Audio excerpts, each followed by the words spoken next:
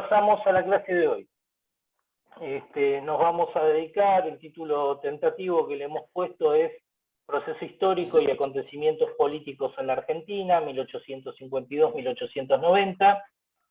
A quienes tengan la posibilidad de ir cambiando de pantalla, les recomiendo que tengan abierto el aula virtual y el primero de los PowerPoint que están como materiales para esta clase, y si no, yo les voy a ir compartiendo pantalla a medida que avancemos. Digamos que está planteada esta clase en una secuencia de 2 encuentros. Mi propuesta es que tengamos una conversación hoy que se focalice en los primeros 7 capítulos, si mal no me equivoco, del libro Isla Sábato, y que dejemos el tratamiento de los capítulos finales, incluido el epílogo, para un nuevo encuentro que puede ser el martes que viene en este mismo horario. Les va a llegar la invitación. Y que organicen de este modo la lectura, ¿no? Que quienes no han leído, o que han leído un poco por encima, de aquí al martes que viene se concentren sobre todo del capítulo 8 en adelante para estar a tono con el debate. Digamos que es el tipo de lectura y el tipo de clase que a veces puede resultar un poco pesada, y es aquello que peyorativamente se conoce como historia fáctica, digamos, una serie de eventos, acontecimientos, hechos, procesos históricos puestos en una línea de tiempo. Por eso también el tipo de ejercicio que proponemos como trabajo práctico para este conjunto de clases. Lo que les estamos pidiendo es un ejercicio casi escolar, casi de enseñanza media, pero bastante complejo, que requiere de una serie de operaciones y de toma de decisiones, que es la organización de una línea del tiempo con los acontecimientos entre 1852 y 1890, que es el periodo que abarca este manual. Ahora vamos a hablar un poco por qué el manual se concentra en esos años, sino en la totalidad del periodo histórico que estudiamos en la materia. Perdón, ¿sí? ¿Puedo hacer una pregunta sobre la actividad? Sí, cómo no. Tenemos que hacer una línea de tiempo y poner los hechos más importantes. ¿Cuántos hechos por año tendríamos que poner? Son decisiones que tiene que tomar cada uno o cada una de ustedes conforme a lo que consideren más relevante. Hay distintas maneras de hacer una línea de tiempo y de jerarquizar los acontecimientos o los procesos. Puede haber un enfoque más procesual, donde el acento esté puesto en procesos, por ejemplo, la consolidación del capitalismo y los mercados en la Argentina, en el periodo, o puede estar puesta el acento en los acontecimientos directamente vinculados con la historia política, ¿bien? O organizarse por las presidencias, esa sería otra manera, ¿bien? También pueden combinarse estos dos criterios y usar la parte superior de la línea para destacar acontecimientos, la parte inferior para destacar procesos que quedarían englobados o que englobarían ese conjunto de eventos. Son decisiones que tienen que tomar ustedes, lo mismo como, a ver, una cosa que hay que cuidar es la proporción temporal, ¿no es cierto? Si se quieren dedicar a la primera presidencia de Roca, eso dura 6 años, ¿bien? El segmento de la presidencia de Roca no puede ser más largo que la suma de las presidencias de Mitre y Sarmiento, que sumadas duraron 12 años, ¿se entiende? A lo mejor la presidencia de Roca está más cargada de acontecimientos que ustedes eligen destacar. Ahí hay 2 formas de hacerla. Una es a la vieja usanza, lapicito, hoja cuadriculada, Sí, sí. virome, colores. Otra un poquito más sofisticada es usar el Excel, ¿bien? Sí, yo estaba armando así en Excel. Y después, para quien quiera experimentar, Martín es un experto en la materia, hay una serie de programas disponibles open source directamente pensados para organizar líneas de tiempo. Queda a criterio de ustedes. Lo que nosotros vamos a estar atentos es en que sean coherentes con los criterios que ustedes mismos elijan y en la distribución proporcional del tiempo en cada uno de esos segmentos. Por supuesto, esto da para muchísimas discusiones. La primera de ellas es si el transcurrir del tiempo y los acontecimientos se puede organizar linealmente, como si fuera una línea, una flecha de tiempo. Segundo, directamente vinculado con lo que fue tu pregunta, o creo que ahí apuntabas, a veces en 3 meses sucede de todo, ¿bien? Y a veces y tenemos que elegir. Parece que no pasa nada, ¿bien? Entonces, esos son cuestiones que van a estar ahí a prueba. Pero uno de los objetivos, además de poder manejar esta temporalidad, es poder ver la dinámica de cambio y, bueno, no me acuerdo qué iba a decir, poder ver la dinámica de cambio. Eso. Cuando me consultaste, estábamos hablando claro, del libro de Hilda Sábato y cómo el tema se relaciona con el manual y a su vez con este ejercicio. Miren, las dos presentaciones de PowerPoint que ustedes van a encontrar entre los recursos, bajo el título Material de apoyo a las lecturas del tema 4, adentro del aula virtual, ahí hay 2 presentaciones de PowerPoint. Uno podría pensar que esas líneas de PowerPoint de alguna manera en el transcurrir de diapositiva a diapositiva son una forma de organizar una temporalidad o una línea de tiempo. O podríamos decir que en parte el ejercicio de selección de lo que Martín y yo, que somos quienes hemos elaborado esas presentaciones de PowerPoint, consideramos relevantes, ustedes de ahí podrían tomar la data de manera sintética. No les estoy recomendando que no lean el libro de Hilda Sábato, por supuesto, pero que se apoyen en eso para ir viendo cómo está organizada la jerarquía de títulos y las cuestiones a las que junto con Martín le prestamos atención para ofrecer esa lectura sintética. Si ustedes tuvieran que caracterizar... Okay. Sí, gracias. Levanten la mano, hagan un gesto o usen la herramienta de la manito los que leyeron aunque sea un capítulo de la lectura de hoy. Bueno, yo leí último. Fuiste al final, al epílogo. Bueno, está bien. A mí me falta terminar el 10 y ya está. Bien, ahora vamos a repasar juntos. Yo lo leí. Ahora vamos a repasar juntos el índice. Si ustedes tuvieran que caracterizar este libro, ¿qué tipo de lectura es? ¿O qué tipo de libro es? A ver. Uy, salí de la reunión. Es un libro de historia, en eso estamos todos de acuerdo. Pero ¿qué tipo de libro de historia es? ¿Es un manual? Claro, es un manual. Bien. Y uno se da cuenta por la forma en la que está, al menos yo me di cuenta que es una lectura fácil, que te va llevando de una página a otra, de hecho a hecho más o menos fácil. O sea, está organizado didácticamente, con fines pedagógicos. No quiere decir esto que esté completamente bien resuelta. Sí. Esa didáctica, ese sistema, vieron que utiliza al comienzo de cada capítulo, utiliza un resumen. La autora escribe un resumen. Un resumen, sí. Del contenido de cada capítulo.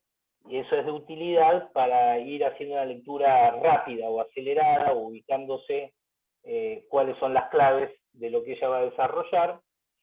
Es un manual en lo fundamental porque está destinado al público estudiantil, ¿bien? Que hace principalmente estudios universitarios o estudios de formación superior en historia. Ella cuenta al inicio, creo que en los agradecimientos, que un poco es el resultado de su experiencia como de varias décadas como profesora de historia argentina, exactamente en esta materia que estamos dando nosotros, pero en la Facultad de Filosofía y Letras en la Universidad de Buenos Aires, donde la organización, la periodización, la división entre lo que es historia argentina 1, 2 y 3 tiene algunas diferencias con el caso de nuestra facultad. Allí el periodo de historia argentina 2 se inicia 10 años después, 1862, y concluye con las elecciones que gana Irigoyen en 1916. Quiere decir que tienen que estudiar 24 años menos y los profesores de esa materia tienen que enseñar 24 años menos. Lo cual no es menor porque en esos 10 años del inicio y en esos 14 años del final sucede de todo. ¿Bien? Yo igual en esos 10 años yo los vi, incluso años más yo lo veía como una transición entre lo que era la época anterior y una nueva. Correcto. Digamos que en parte funciona más cómodo para nosotros tener que enseñarlo de esta manera. Nos obliga también a recapitular alguna cosa, que es lo que se sabe, cómo llegan en relación al conocimiento del periodo rosista, aunque sabemos que desde que Gustavo Sarmiento está a cargo de la materia eso se enseña muy bien, y también nos obliga a cuidar el empalme con el periodo que se enseña en Historia Argentina 3, Mingo Fernández Piccolo, 1930 en adelante. Digamos que la manera en la que cada departamento de historia de cada universidad organizó la periodización tiene directa vinculación con distintas visiones de cuándo se producen los cambios y qué clase de cambios se producen en la historia argentina, o cuáles son los hitos dominantes que obligan a organizar la periodización de esa manera. Por supuesto que la periodización, la definición cuándo algo empieza y cuándo algo termina, es el resultado de una operación historiográfica e intelectual que en alguna medida es abstracta, bien, depende de visiones y de toma de decisiones, tanto por parte de quienes investigan la historia como quienes la enseñan. Lo que quiero decir que esos recortes no son rígidos ni son estrictos y pueden estar sujetos a revisión. Una cosa que a ustedes les va a llamar la atención es que leemos unos cuantos libros, en la bibliografía de la materia figuran unos cuantos libros, cuya correspondencia en términos de periodo no es exacta con la totalidad de la materia. Pienso en el libro de Royora sobre la clase terrateniente en la Pampa Húmeda, que se extiende hasta 1945, es decir, primer gobierno de Juan Domingo Perón. Es decir, que hay problemas que no están organizados como está organizada la currícula de enseñanza de una materia. Esto se comprende, ¿no es cierto? Pienso en el libro de Mirta Lobato, que todavía figura la bibliografía contemporánea de la materia, sobre la vida en la fábrica, una historia social de los frigoríficos próximos a la ciudad de La Plata, en Ensenada y Berisso, con fuerte enfoque de género.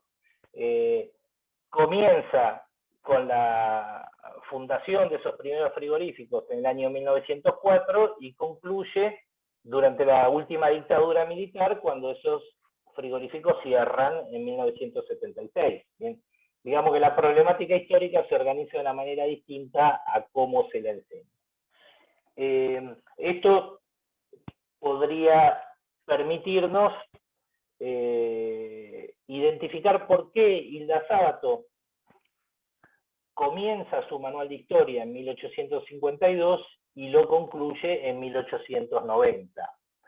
Y un poco la respuesta la van a encontrar en la introducción y también en referencias en el epílogo y en algunas cuestiones que decimos en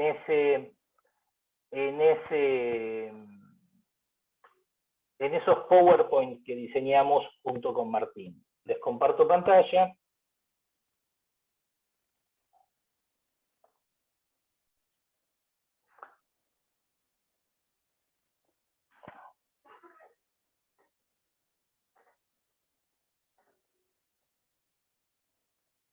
¿Pueden ver ahora? ¿Sí? Sí. ¿Pueden ver? Sí. Bueno.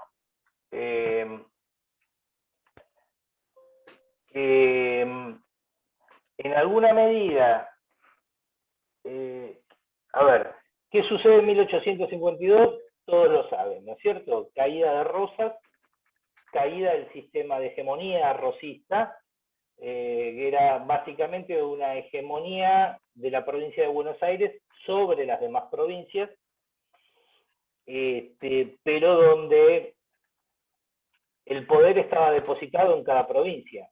Bien, no había una instancia Estado nacional superior a las provincias. Aunque Buenos Aires fuera la más rica, aunque Buenos Aires librara guerras en alianza con algunas provincias contra otras provincias y tuviera capacidad de poner gobernadores unitarios para favorecer la llegada de federales al poder en cada uno de los estados provinciales, aunque las provincias hubieran delegado en Buenos Aires la gestión de los asuntos exteriores, las relaciones con otros países. Hilda, ¿y qué pasa en 1890?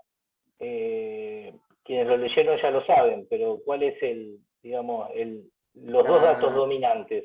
Otro... La revolución de Juárez Selman. La revolución de Juárez Selman. ¿Otro compañero que tenga una aproximación a qué pasa en 1890? ¿O compañera? A ver.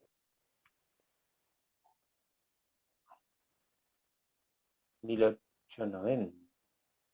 1890.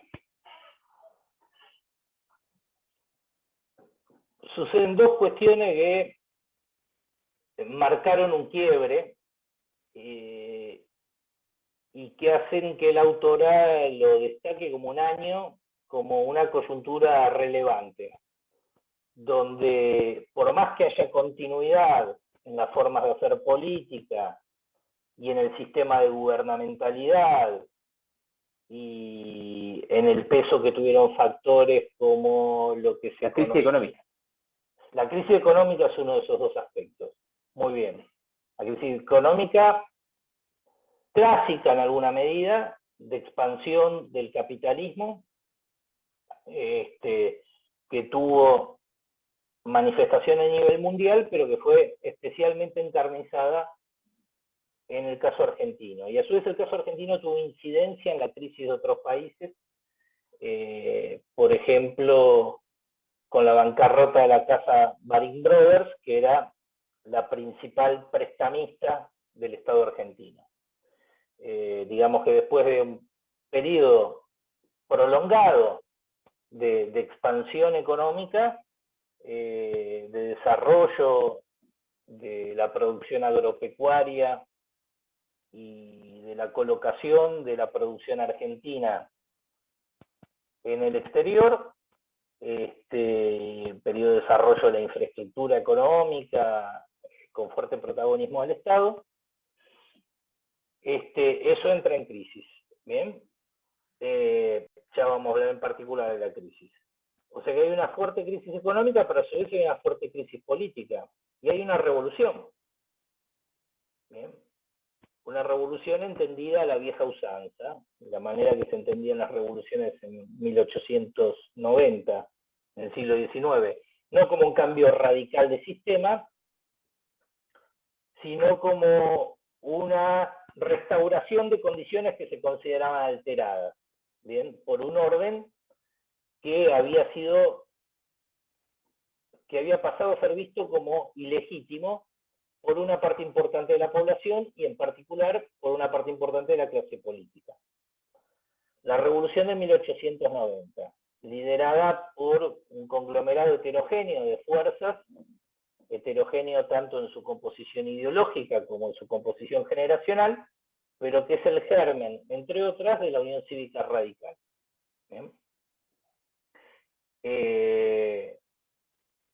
Juárez Celman se ve obligado a renunciar a la presidencia, lo reemplaza su vicepresidente, Carlos Pellegrini. Roca. Ah, Pellegrini. No, Pellegrini. Pellegrini. Completa el mandato Pellegrini. Pellegrini había sido, entre otras cuestiones, el fundador del Banco de la Nación Argentina. Y en el lapso de 2 o 3 años logra hacer frente a los compromisos de deuda, una recuperación del ciclo económico en sentido ascendente, y logra estabilizar económicamente y en alguna medida políticamente también el sistema, pese a que estaba profundamente cuestionado, digamos, las pautas y la legitimidad política del régimen para gobernar. Pero tenemos ahí un ruido, Cristian, si podés desactivar el micrófono. Gracias. A ver, yo. Les pido a los que solamente activen el micrófono cuando van a tomar la palabra. Para la comunicación. A ver cómo lo desactivo. Tenés el microfonito, ahí está, ángulo inferior izquierdo. Bueno, les decía que a partir de 1890 pasa a ser cuestionada la manera en que vamos a, muy provisoriamente, ya vamos a profundizar, llamar la clase dirigente o la oligarquía que combinaba un factor económico con un factor político, pasa a ser cuestionada la manera en la que gestiona el régimen político y en la manera en la cual tutela el conjunto de la sociedad, pero las reglas fundamentales del régimen político, las reglas constitucionales, las leyes electorales y la manera en la que los gobiernos suceden a los distintos gobiernos, no va a cambiar sustancialmente hasta la modificación a partir de 1912 de la ley de sufragio obligatorio conocida como Ley Sáenz Peña, y ley con la cual Irigoyen accede a la presidencia en 1916. Digamos, las grandes pautas y las grandes dinámicas de funcionamiento del régimen político continúan siendo las mismas. Sin embargo, la autora considera que el marco político está lo suficientemente perturbado y transformado como para definir que ahí ella puede darle un cierre a esta problemática. Que se trata de un manual y de un manual de historia, pero que tiene, como apunté ahí en la diapositiva que ustedes pueden leer, es una historia política que está centrada en lo fundamental en el proceso de construcción del Estado y las disputas de las élites, y además esa historia está narrada a partir de un enfoque que está concentrado en Buenos Aires. ¿Bien? Sabemos que hay una relación muy estrecha entre el proceso de construcción del Estado Nacional y el lugar que Buenos Aires ocupa como metrópoli en todo ese territorio y en toda esa geografía política.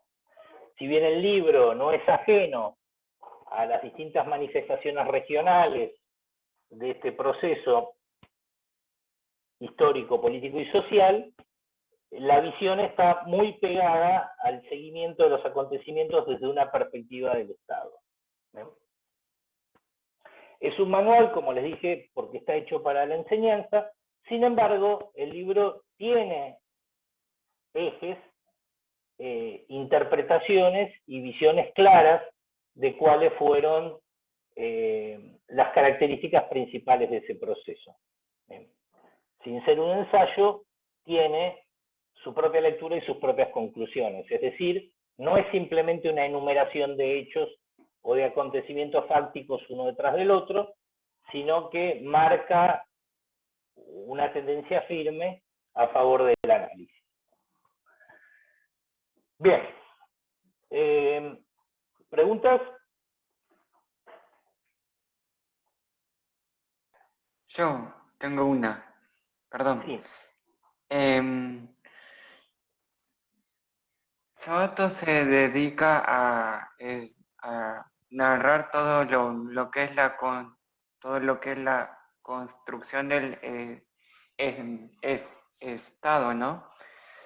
Pero yo pensaba que, según lo que leí, que el Estado Nacional termina en 1880 con la llegada de Roca. O sea, el Estado Nacional completa, por decirlo de alguna manera, su consolidación a partir de la llegada de Roca al poder en 1880. Pero esto no significa que antes no hubiera Estado Nacional. Por había eso nosotros, una disputa. vamos a precisar un poco más. ¿Están viendo la diapositiva? Sí. Donde el título es comparar esta cronología, o sea, la cronología que sigue en esta misma diapositiva con el índice del libro. Después de ver esto vamos a dar marcha atrás y consultar el índice del libro. Que entre paréntesis disponemos de ese ejemplar en PDF por generosidad y atención de la autora, que lo puso a disposición de la cátedra ya el año pasado en el marco de la pandemia. A ver, dijimos que con la batalla de Caseros en 1852 se termina el sistema de hegemonía de Buenos Aires sobre las provincias, encarnado en el régimen rosista. ¿Qué sucede durante los 10 años siguientes, hasta 1861 con la batalla de Pavón? Lo que sucede es una coexistencia entre dos estados. Por un lado, la Confederación Argentina, con sede en Paraná, provincia de Entre Ríos, presidida primero por Urquiza y después por Derqui, que es el germen del Estado Nacional Argentino y que reúne a la totalidad de las provincias menos Buenos Aires. Cuando decimos las provincias no decimos las 23 provincias actuales menos Buenos Aires, sino las viejas provincias del sistema del Río de la Plata, es decir, sin los territorios nacionales, sin la Patagonia, sin el Chaco, sin Catamarca, sin Misiones. Además, esas provincias, como ustedes pudieron ver en la clase donde revisaron el proceso de construcción territorial, eran mucho más reducidas en sus dimensiones que lo que son actualmente.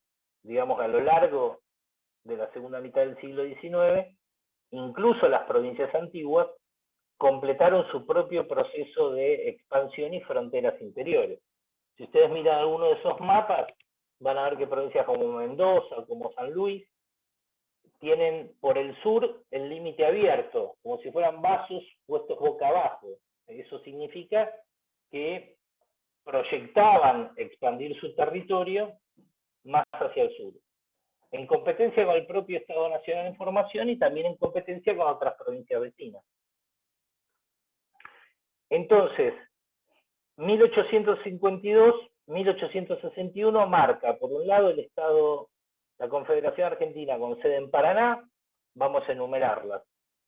Ayúdenme. Entre Ríos, Santa Fe, Corrientes, Santiago del Estero, Córdoba, San Luis, Mendoza, San Juan, Salta, Jujuy. Jujuy sí, creo que ya estaba formada como provincia.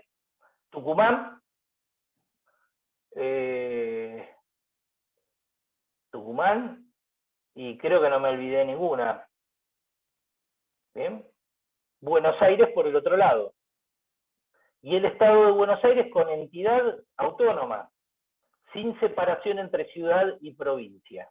Ese es otro punto central a tener presente. Hasta 1880, lo que ahora es la ciudad autónoma de Buenos Aires y que antes fue la capital federal, justamente por el acto de federalización de la ciudad de Buenos Aires como lugar de residencia de las autoridades nacionales a partir de la llegada de Roca al poder, hasta ese momento ciudad y provincia era un todo indiferenciado. ¿Bien? Era una única unidad política territorial.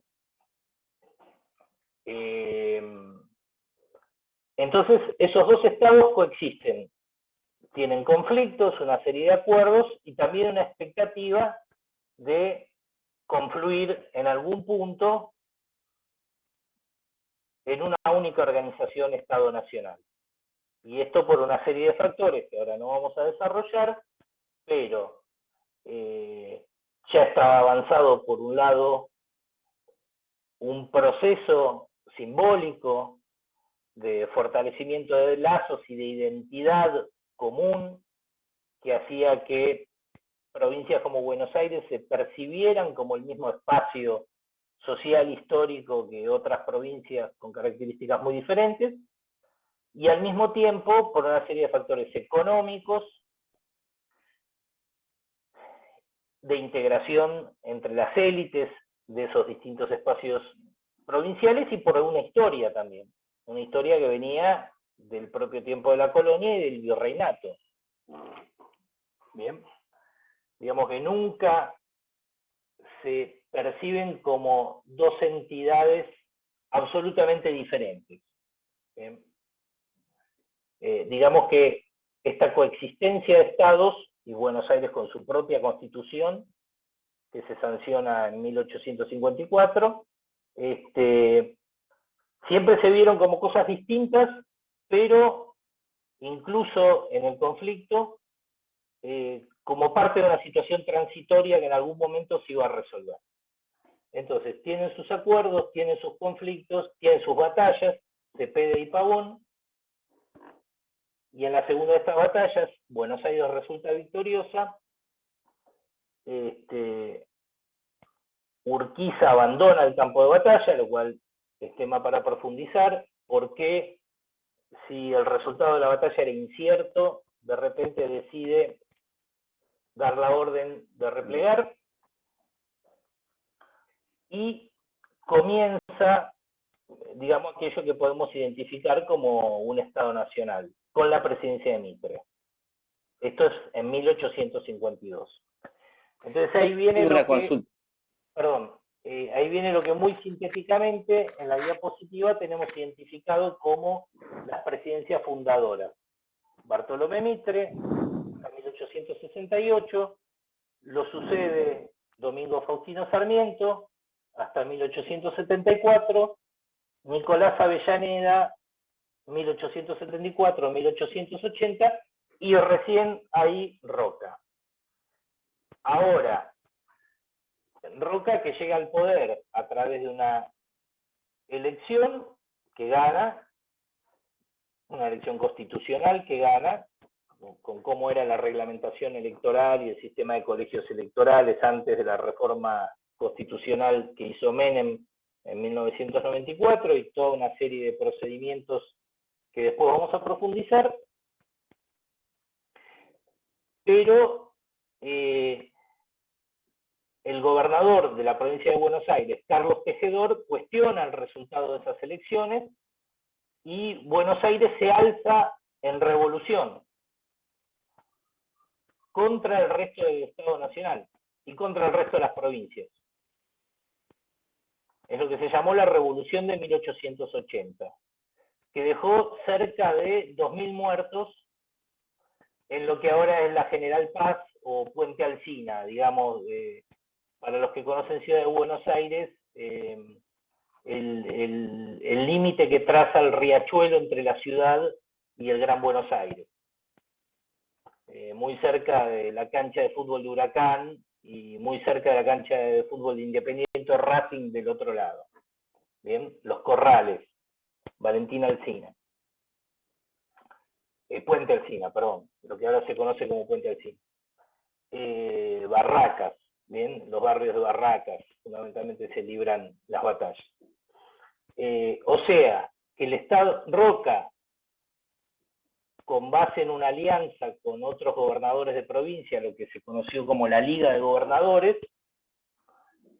el apoyo del presidente anterior, que era Nicolás Avellaneda, gana las elecciones, se impone en el colegio electoral al gobernador de la provincia de Buenos Aires, que era el candidato rival, pero así todo, para imponer el orden, debe aplastar una revolución, a través de batallas que duraron 2 días, y que fueron sumamente sangrientas. Entonces, eso abre el paso a lo que se discutía en ese momento, que era, en lo fundamental, la federalización de la ciudad de Buenos Aires. ¿Por qué? Las élites porteñas, pero que a su vez también traducían su sistema de hegemonía en niveles de consenso y apoyo popular muy importantes al interior de la ciudad, identificados con las figuras y la militancia del Partido Autonomista.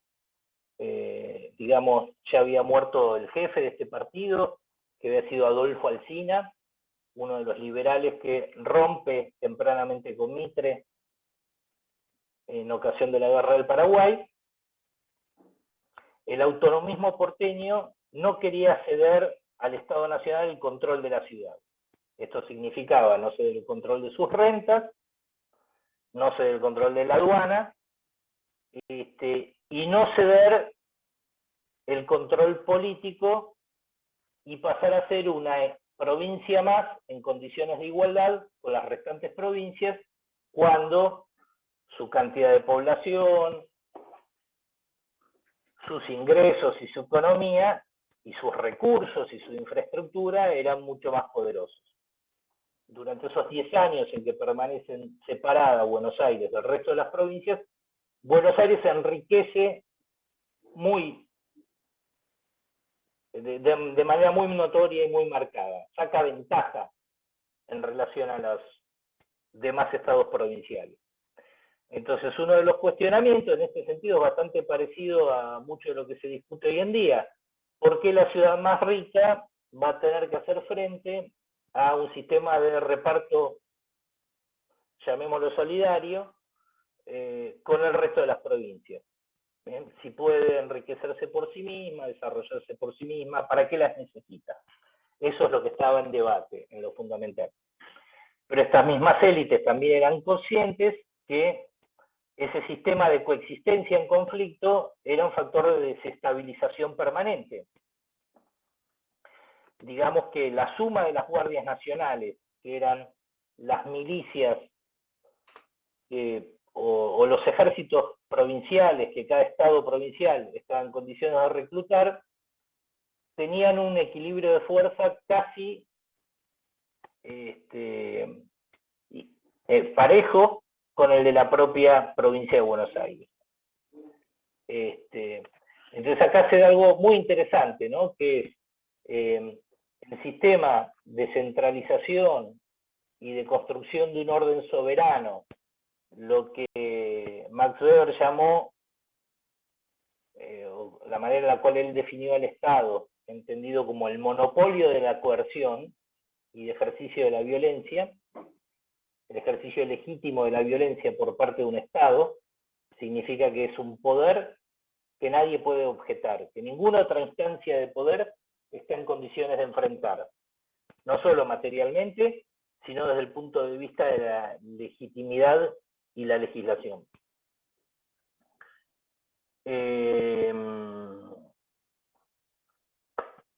Entonces, esta particularidad. El último alzamiento autonomista, la última sedición que el Estado Nacional tiene que enfrentar para poder consolidarse plenamente, es el de la provincia más poderosa, que a su vez es la beneficiaria directa de ese sistema de concentración de poder. ¿Se entiende? Hay cierta paradoja en esto. Y esto se vincula con la pregunta que hacía uno de los compañeros de ustedes, Helbling. Digamos, los 18 años que transcurren entre 1862 y 1880, si bien ya hay un Estado Nacional y ya hay un proceso que podamos identificar con su creciente desarrollo y consolidación, ese poder soberano todavía está en disputa y todavía es contestado, objetado, en determinadas ocasiones por los poderes provinciales. Entonces, las presidencias de Mitre y la de Sarmiento se dedicaron fuertemente a aplastar esas autonomías provinciales. Algunas son muy conocidas, las de los caudillos del noroeste, Chacho Peñalosa y Felipe Varela, que tenían mucha influencia no solamente en La Rioja y Catamarca, sino también en provincias como Mendoza, Cuyo en general. Bien.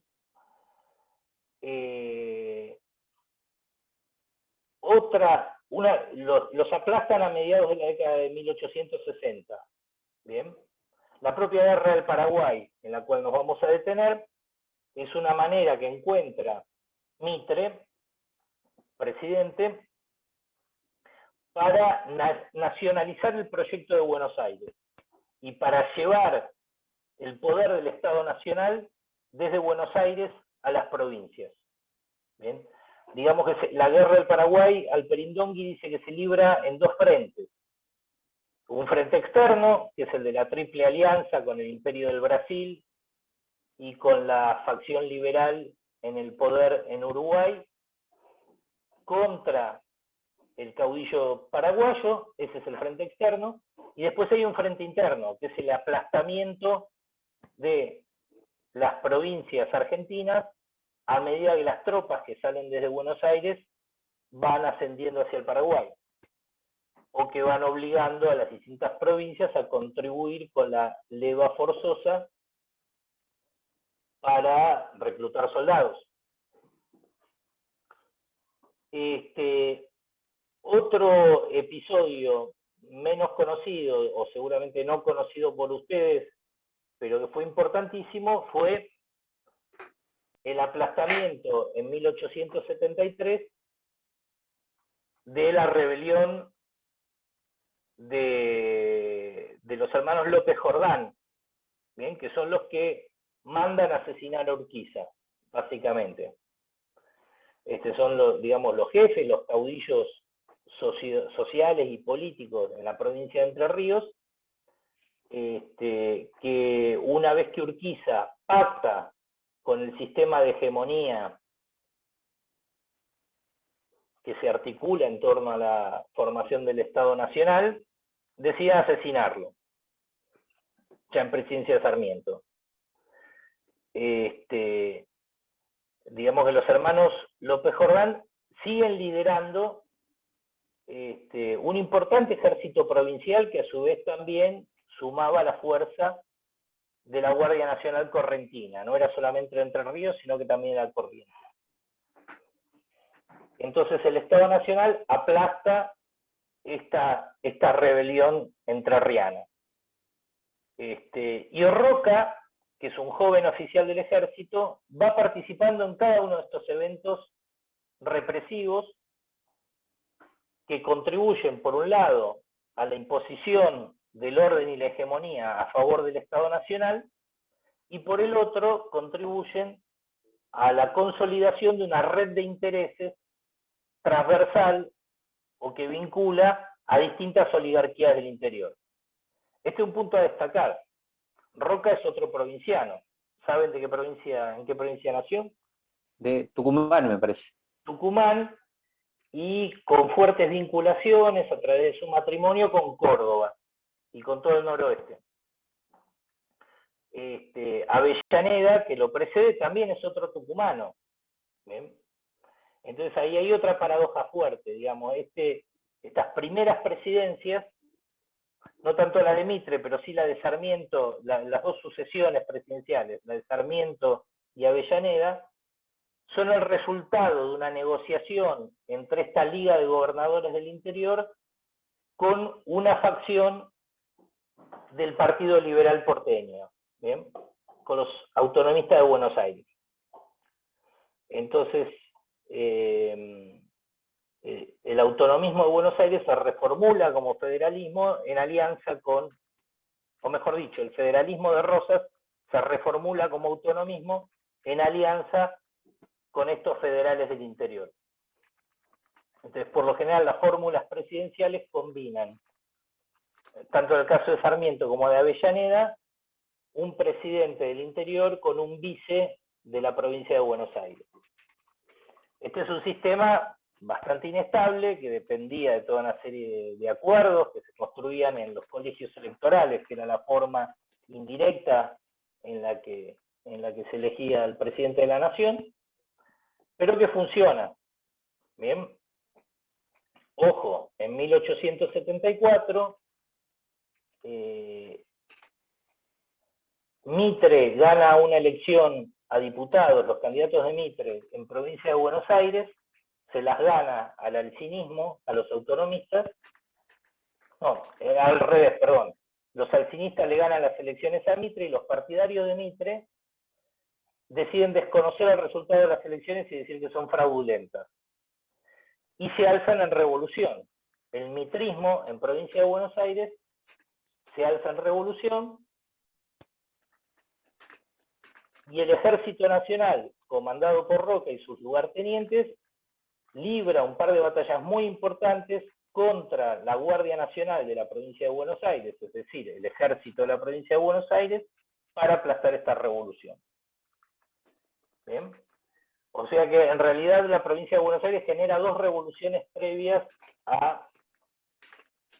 al aplastamiento que consagra Roca en la presidencia de la Nación en 1880. Y 10 años después, la revolución contra Juárez Celman va a ser leída en esta clave, ¿bien? Como uno de estos episodios dirigidos contra una tiranía